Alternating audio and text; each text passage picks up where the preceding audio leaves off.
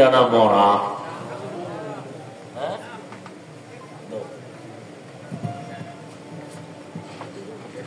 সমস্ত নবীরা আসমানে না কবরে? রওজা মুবারকে সব নবীরা জিন্দা। কেমন জিন্দা? নবী বলেন, আল আম্বিয়াউ আহইয়াউন ফি কুবুরিহিম ইউসাল্লুন। সমস্ত আম্বিয়ায়ে কেরাম জিন্দা, তারা কবরে নামাজের হালাতে আছেন। কোরআন শরীফে আর এক আয়াতে আল্লাহ বলছেন, আল্লাহ এদেরকে রিজিক দেন কবরের ভেতর। কি দেয়? রুটি না ভাত?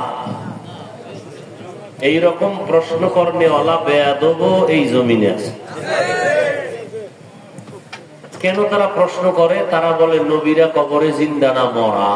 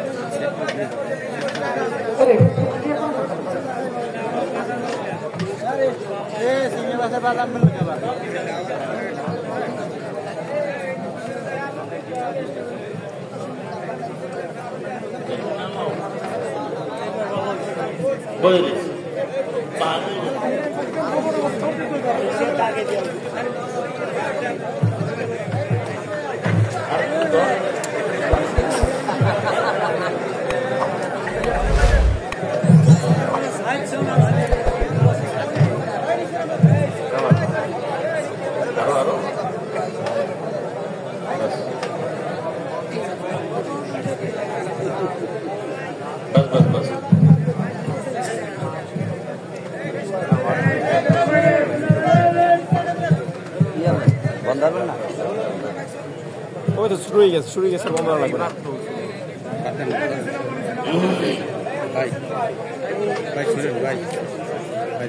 কি কথা বলতেছিলাম? সমস্ত নবীরা আম্বিয়া কেরাম কবরে কি জিন্দা, এতে কোনো সন্দেহ? আল্লাহ কোরআনে বলেন, ওয়াহুম ইউরযাকুন, এদেরকে কবরে কি দেওয়া হয়? একদল বলে কি দেয়? রুটি না ভাত? এরপরে যদি রুটি দেয়, ভাত দেয়, খায় কেমনে? পানি কই, প্লেট কই, গ্লাস কই? বুঝেননি? এই প্রশ্ন কারা করে? যারা বলে নবীরা সব কবরে মরা। তারা বলে এক কথায় ধর্ম নিয়ে ফিতনা।